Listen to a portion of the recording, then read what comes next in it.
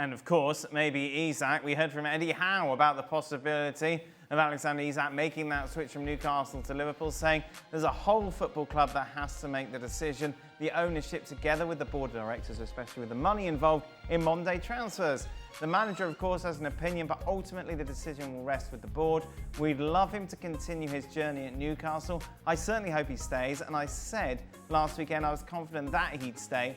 I don't see anything that's going to change that opinion of mine at the moment, but it's football, and who knows what the future may bring.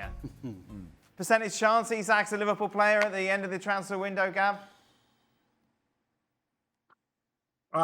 This is just a gut feeling, and I reserve the right to go. And you can ask me this again. I'll probably give you a different percentage. But right now, I'm going to say something like 30%. Oh, that's really low. I think Newcastle have the means to give him an important new contract, maybe one with a release clause. And I think for Liverpool, they have to move a lot of people out. And I don't know. I don't know that when you've got Salah, Ekitike, Gakpo, is this really what you need? Is this really what moves the needle for you?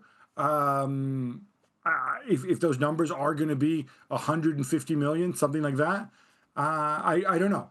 Maybe you can move this year down the line if he gets a new contract with a release clause or with some sort of arrangement, maybe. But right now, as we talk right now, 30% feels about right. How hard you push, Steve? It was interesting yesterday you were talking about maybe too many new faces coming in.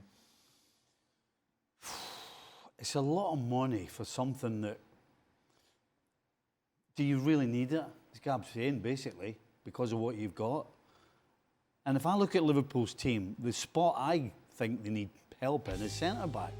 So, do you go and put everything into Isak, and then you're praying, basically, that Konate and Van Dijk don't get injured because they got nothing else. Even we saw Gravenberch played against Milan.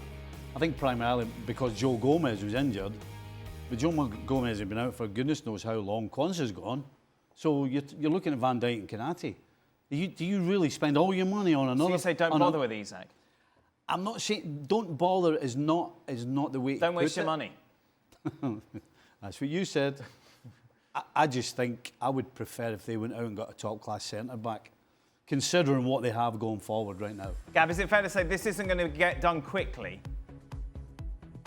I don't think so. I mean, as Stevie said, they have a priority at center back as well. Van Dijk isn't getting any younger. Konate, of course, has a contractual situation as well. Remember, Liverpool, we all thought they were going to get Dean Huyson until Real Madrid came along and convinced him to go there instead and paid his release fee.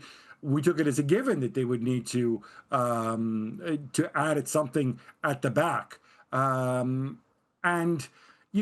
If you could travel back in time, if they hadn't done the Ekitike deal, then maybe it would be a different situation. Maybe you could put those resources towards them, towards Isak. Isak would have been more expensive, of course, but it would have been different. But now, what does Isak walk into? I mean, we saw Soboslai's performance. People are taking it as given.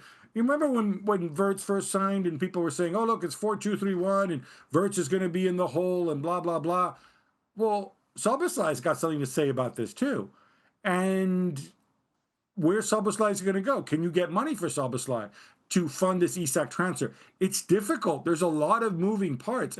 To me, it seems obvious that unless somebody in Saudi says, oh, I'll give you 150 million for Darwin Nunez, and maybe we can talk, but I don't think that's going to happen. So I think this is a slow burn. I think right now, if anything, it's about shifting Diaz to get the funds so that you can sign the center back, which is a priority, and maybe claw some money back from your other expenditures this summer. Stevie says Liverpool can win the quadruple without Isak. What says you? Well, I think they can.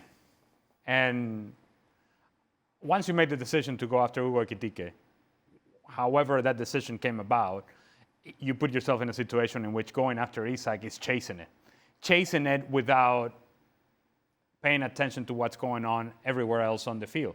And to the point that Stevie was making in terms of how many new faces are now at Liverpool, then it starts changing the personality of the group that was so very successful last season. So if I'm Liverpool, I'm addressing needs. That position, I don't think is a position of need as compared to the center back.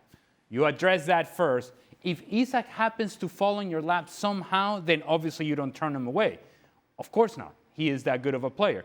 But is he $150 million better player than Hugo Ekitike to have that role in this team? And I don't think that that's the case, given the needs that you have in the back line. Just a reminder, you can see Liverpool and all their new faces in action against Crystal Palace in the Community Shield. Of course, the traditional curtain race to start the new season. That is live and exclusive on ESPN Plus at 9:30 Eastern on August the 10th.